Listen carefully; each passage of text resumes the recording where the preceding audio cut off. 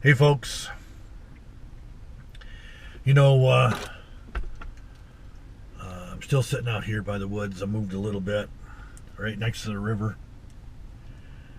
And there's a hiking trail back there. So if you see some people walking through the woods, they're out there enjoying nature,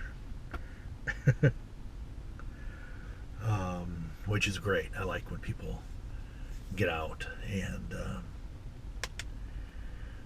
you know, dip their toes in the water, so to speak.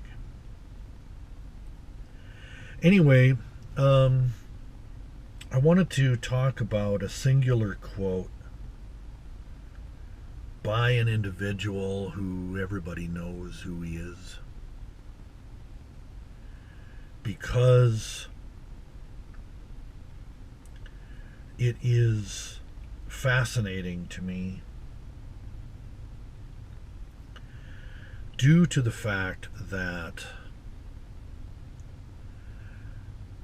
it's so very true when it comes to humanity. And in a sense, it scares me a little bit. And it's a short one. I'll talk about it here. I'll go through it. The quote is by Walt Disney. And he said, "If you can dream it, you can make it happen."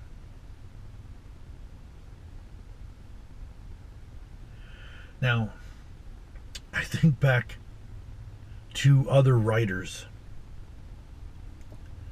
like Stephen King, who, if you don't know his methodology for writing, he literally has nightmares all the time. And he writes down those nightmares and they become his novels. And so you think about that from the perspective of if you dream it, you can make it happen. Now, of course, a lot of things that Stephen King writes are very, he's got magical things going on and stuff like that. Things that often would not happen in real life, but man, sometimes real life can be even scarier than a Stephen King novel or a Stephen King novel based movie. I think of, the movie It. Kind of freaks you out. And no doubt there are people out there that are vicious. And so that in and of itself scares me a bit. And then you think of all of the things that we accept today as being normal.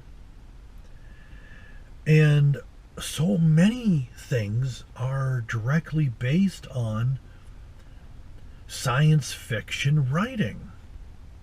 And I mean, you look at the cell phone that you carry around. I mean, you link that back to Star Trek with their communicators, right? And especially back when we had the cell phones that were flip phones. And I guess new kinds of flip phones are coming out, so I guess we'll be doing that again. But the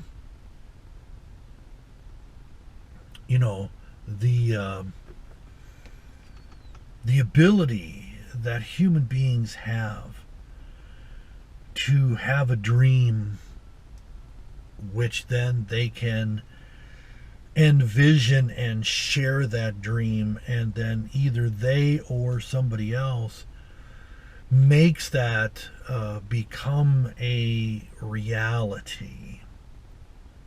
And sometimes I wonder if the methodologies that people use are based on an aggregation of things that they've read and done.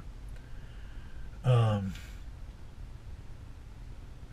mean, man, you look at it and you're like, well, that was from a book 100 years ago, and now they're actually doing things.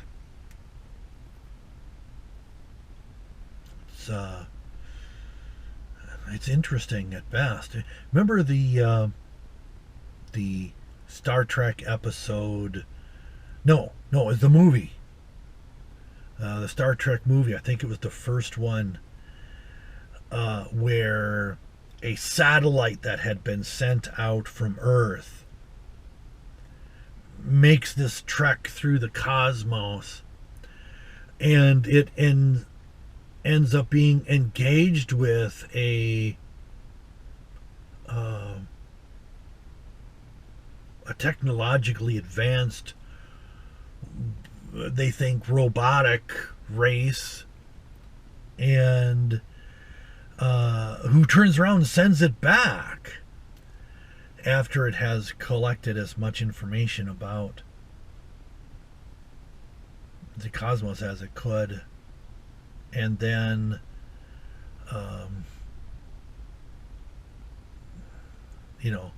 comes back and thinks that human beings are kind of a mess.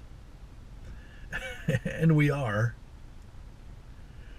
But so it's the Voyager satellite. It comes back and it's V'ger, because some of the stuff got scratched off or covered up with space debris, and I think about all the ideas that are generated from that. I mean, Elon is working on the Neuralink stuff so that your brain can be directly connected to everything, right? The internet, and all you got to do is think about what you want to know, and then it pops into your head.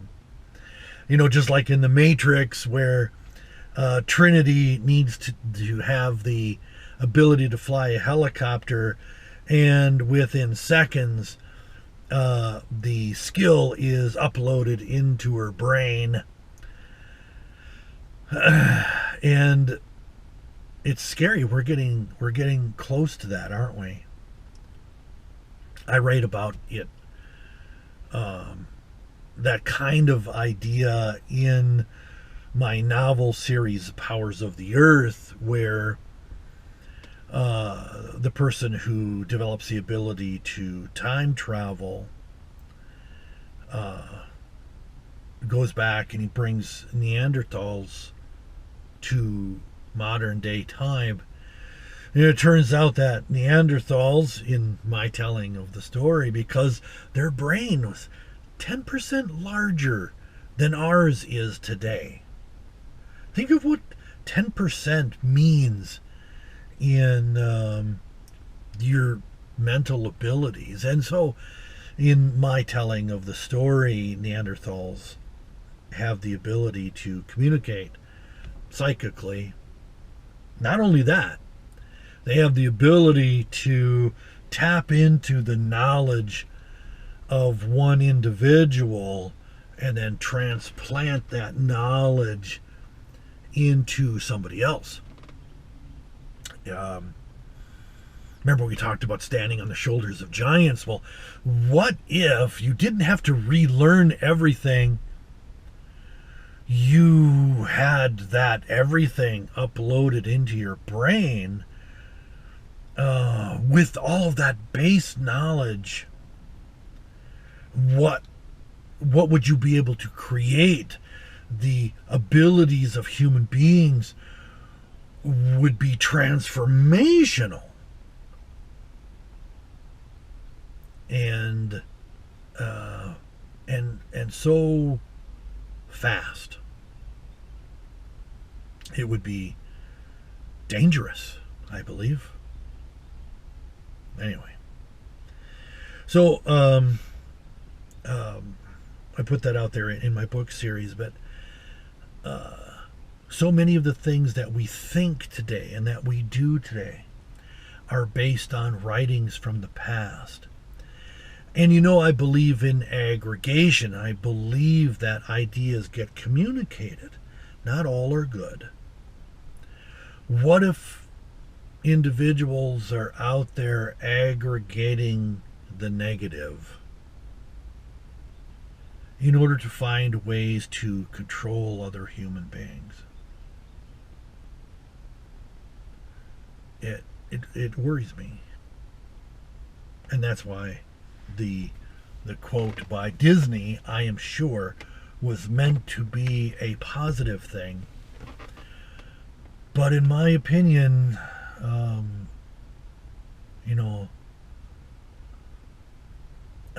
what was the quote? I think it was by Benjamin Franklin, where he says, out of the greatest of liberties arises the worst of despotism. If that's not exactly right, it's pretty dang close. So, and then I can't trying to remember the other philosopher who said that each idea contains within it the seeds of its own destruction.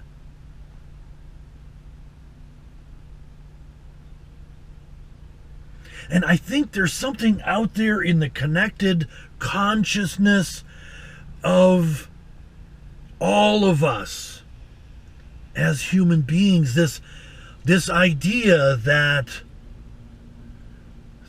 we are planting the seeds of our own destructions. You see it in movies, you see it in books and stuff like that, where they talk about technology reaching a point where we literally destroy ourselves.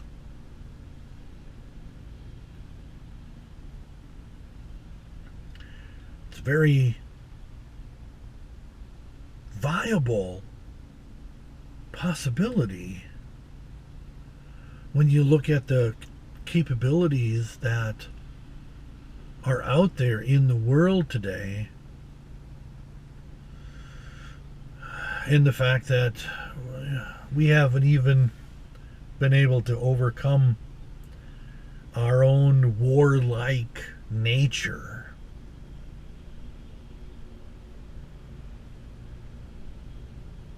So a lot of people believe, and I don't know, maybe I'm one of them, that destruction of our society is inevitable.